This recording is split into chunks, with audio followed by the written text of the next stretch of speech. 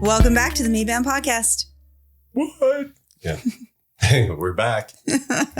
You're probably wondering how long this is going to keep up. Today's topic is manifesting fears. I don't know what that even means. And she never tells me what we're doing.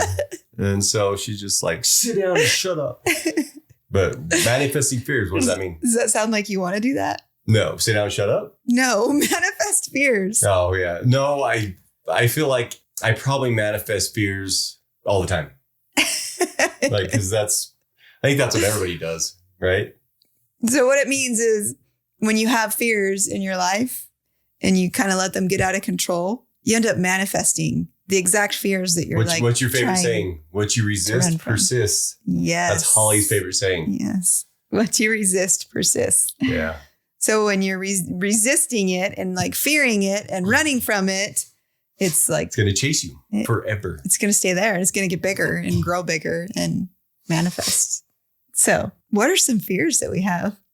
Oh, that's a good question. So this has been something that I've noticed as I've been watching people, family, friends, us talking to people.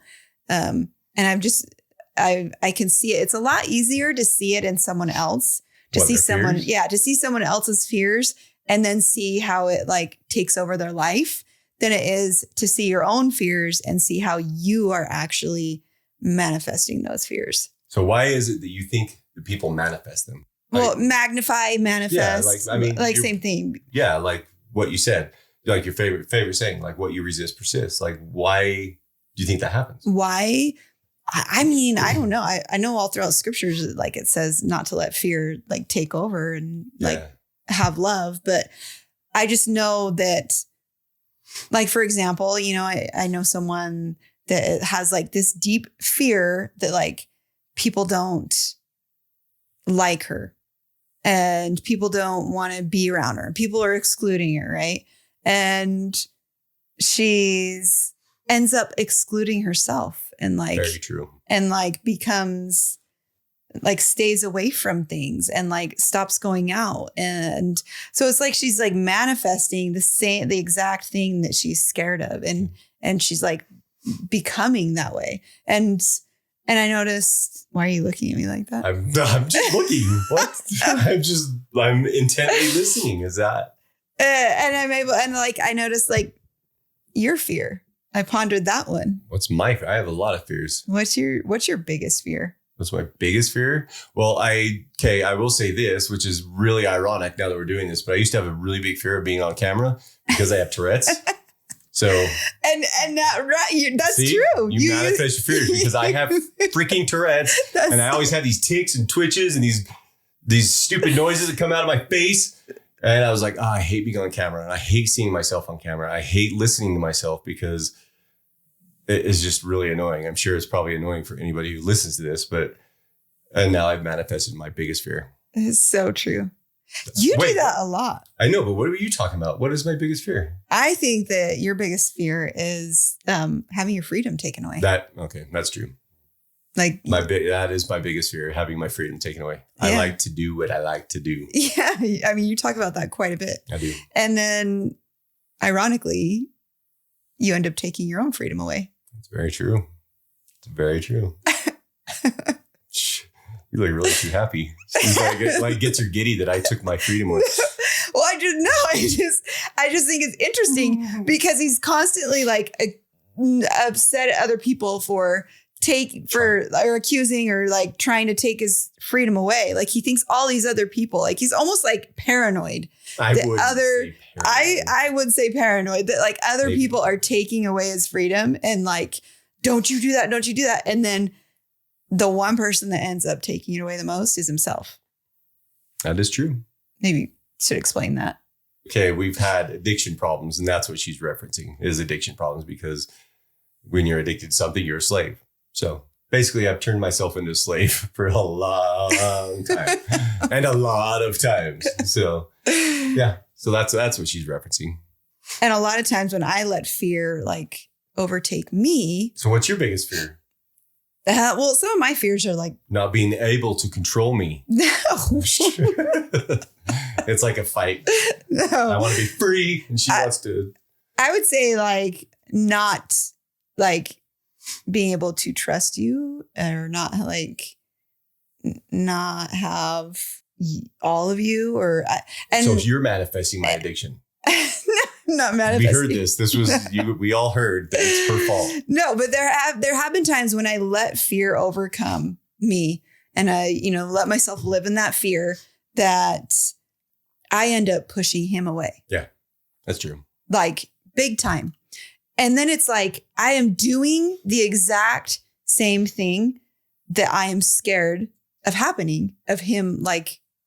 That's like leaving. Okay, that's like, a great way to put it. She is afraid of walls between us. Mm-hmm. And then she builds walls because she's afraid of stuff that's good. That's a great point. Yeah. Yeah. And like, so when I live in that fear, and I've noticed that I do it, and it's like I've had to recognize it and like wake up to it. And it's really hard to see those fears in yourself. And it's really hard to see how you are the one creating the exact same thing that you're trying to run from. We pretty much create all of our own crap. Like we really do. Right? Yeah. Like we always like to blame other people or blame all these, it's really us. We bring all the crap upon ourselves. Yeah. That's the key to life. Right? It's what? Not bringing crap upon yourself. Yeah. Well, the key to life is like experiencing joy. Yeah, it's experiencing joy. And yet somehow we get in the way of our own joy. We do. That's a great way of putting it. We get in the way of our own joy and our own happiness. We do. So mind blown. Mind blown. So I think what we can do to not let fear overtake us is like find the root cause of the fear. Okay. And so there's like 4 things you can do to find the root cause of the fear. Oh, you even got a list. I thought we were going to have to come up with this. No, I got a list. Okay, good. So one is like, the first one is awareness. Like you take an honest look at yourself and you're aware of it, right? Is this out of a book or is this you? And it's an article I found. Nice. Okay, we should reference that. I was just making sure. I don't want to be plagiarizing here. But we'll reference it. It's down below. The link's down below. Okay. So anyway, okay, back to number 1. That was a good point. What is this? Awareness, like taking an honest look. So that's kind of what we've just done, right? That's where everybody stumbles. Like the very first one. Yeah. It's just like, well, it's not my fault. I hate this. Why does it keep happening to me? I hate this. But that's oh my gosh, it goes back to the book that she's probably going to reference. Is this the book? What? No, it's not. Existential Kink? Existential Kink is a great book, but I read that. But so that's another helpful thing. That's what it was like. It was like you hate all these things in life and you are fighting against all these things. And it's like you secretly love them, right? You're like, you are obsessed with these terrible, crappy things. Like the dark side of you likes it. So we're constantly trying to like push away the dark side and like live in this light. And yet we all have a dark side. Some darker than others. And so sometimes that dark side manifests in our life because we're trying to like push it away so much. We're resisting it. So it ends up making its way. Yep. And so in this book, what you can do is like meditate on this dark side and like kind of, well, that's why they call it the kink. That's what she like says, get off on it, or like kind of get giddy about it. Like, and like realize that like this is something, and like find out like why you actually secretly enjoy this. And it's like really taking a deep, dark, honest look at yourself. And then once you feel it and live it, then you can move it past, right? Then you're like, then okay, you can move on. Now let's move on from this. It's time to move on. I realize why I secretly love this crappy thing that keeps happening. Mm-hmm. You felt it. Mm-hmm. You can move on, right? You feel your emotions. Now you're gone. So it all comes back. So why do you secretly love having your freedom taken away, Bryan? Why do you secretly love being controlled? Maybe it's a fetish. Maybe we need to play that fetish out. hey, right now. That's a good point. I don't know. Why would I secretly love? Maybe. Why? I don't know. It's not me. Oh. And it is. I don't know. That's a great point. I'll come back to that. Let's go to number 2. Okay, number 2. I'm going to rewire your belief system. Meditate on this. What? Rewire your belief system. Okay. Basically our belief system comes from like our parents, how we grew up, our we just have a lot of false beliefs. Your surroundings, cultures. Yeah. And so we have been given a lot of false beliefs that we need to go back and kind of rewire. And to rewire that, you give your inner child permission to have what you want. So you go back, you kind of like meditate on and you see yourself as a young child. You ask yourself, ask yourself a question like, can you have this or whatever? And usually you say no, and this is why.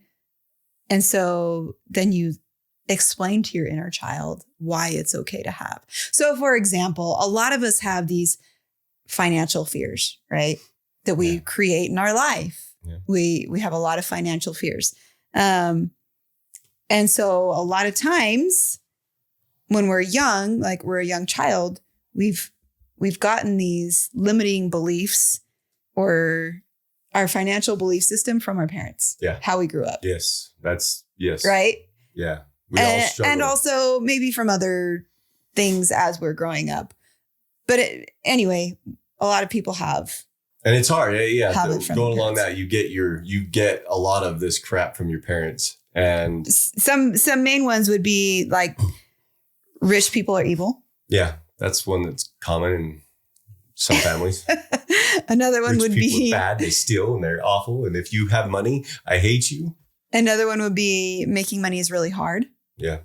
That's it. I think that's probably the most common belief. Is it's hard. I honestly think this, and I know I'm going off subject a little bit here, but I believe that people that have moved, I don't know. It's like this weird, I don't know. I don't even know what I'm trying to explain, but basically I feel like money that has been taught to people intentionally. I feel like making money is super hard to make has been taught to people intentionally. And I think some people are can move out of that really easily.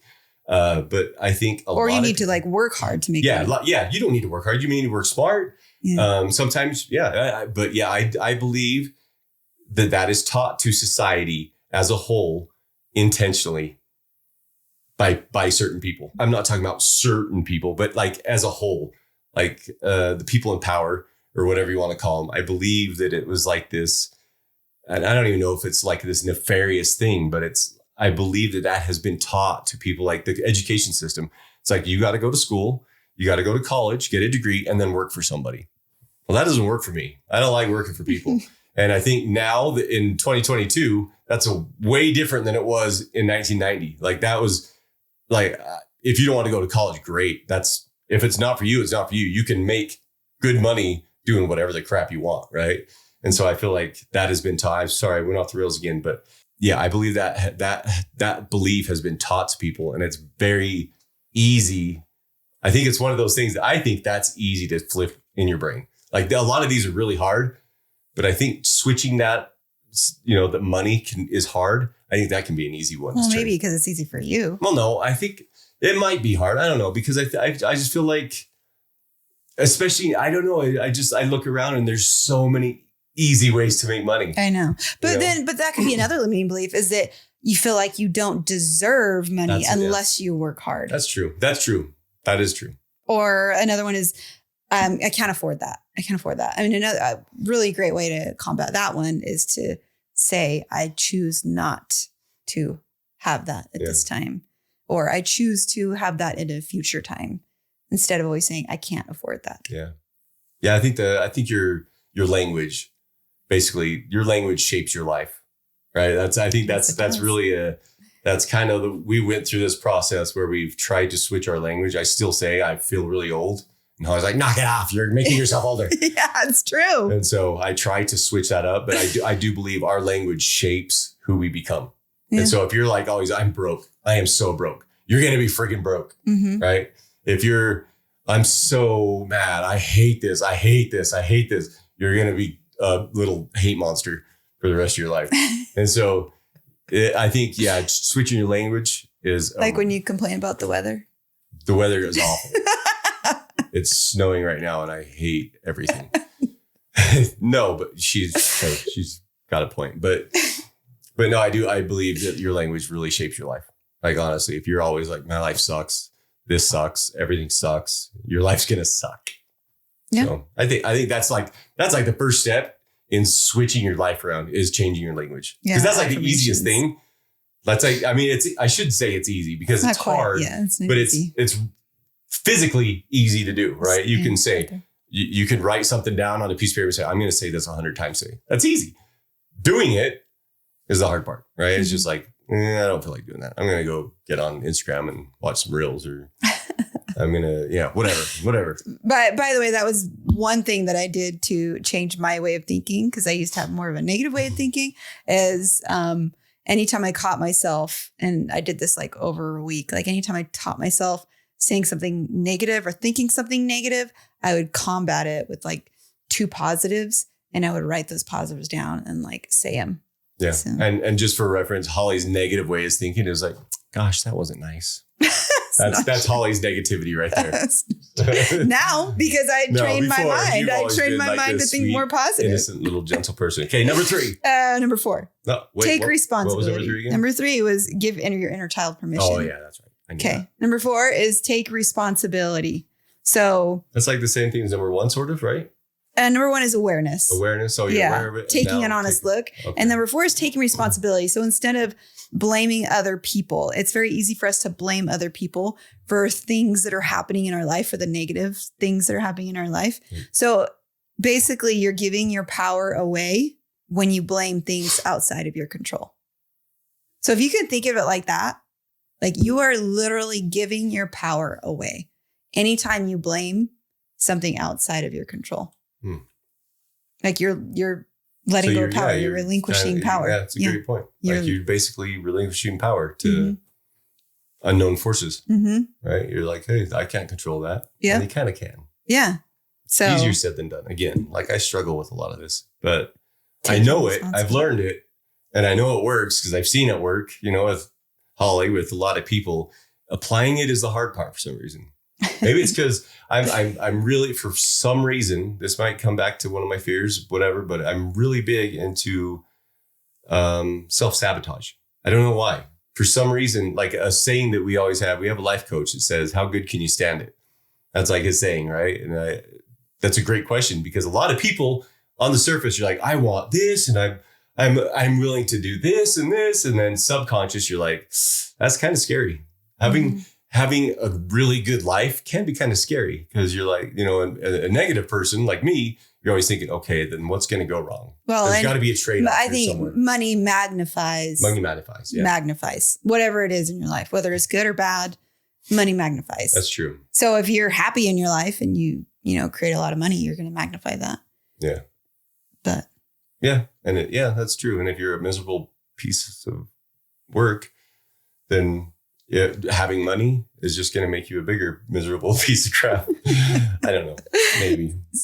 So how do we deal with our fears? The last thing is allow yourself to feel and experience the fear, and then take action towards it to diminish it. Okay. So taking action, I think the first one is changing your language. What? I think you can change your language even before you change your thoughts, right? Like, because there's a lot of times that I've said things that I don't necessarily believe. Like, you know, we have those affirmations, you know, or what's the thing? Is that what they call affirmations? Words of affirmation. Words of affirmation, right? So positive you're sitting affirmations. There writing these things down. You're like, oh, this is a lie. This is stupid. I don't believe this. But you can write them down. You say it in the back of your mind. You're like, you're an idiot. Why are you saying that? You don't really believe this, but you're trying to. You want to believe. And it's even more powerful to look in the mirror and say it. Yeah. I try not to look in the mirror as much as possible, but yeah, that's a great point. And like stand and just really like feel it, not just like say it, but really like feel the power of the words that you're saying. Yeah, I think that's important. That's along those lines. There's like the vision board. I know that sounds kind of kooky, but I know Holly loves them to death and she believes in them. And that's part of the feeling it. Like you're literally looking at these things that you want in life, whether it's a car or health, whatever it is, you're like looking at this picture, imagining yourself driving that car, right? That's kind of whatever. You got to feel your emotion. Feel your emotion. So feel your fear, like be honest with it and face it and take some action. Taking action. That's the hard part. Yeah. That's the hard part for everybody. Well, not for everybody, not for Holly, but for me, taking action is the hard part. It's hard for me. But yeah, I liked. That goes back to like thinking that everyone else has it so easy and it's so easy for everyone else. Yeah. Not easy for me. It's not easy. No, yeah, that's true. Well, you're married to me. Of course, it's easy. I'm a delight. So if you have any questions or comments, comment down below. Yep, write it down below. Write in on email. We'd love to hear from you. Yeah, like same thing with the topics. If you have any topics, that would be awesome because we just like to talk about anything and anything. We love to talk about faith, family, and business. Faith, family, business, baby, because that's what we do. Thanks for watching Maeband. See ya. Bye.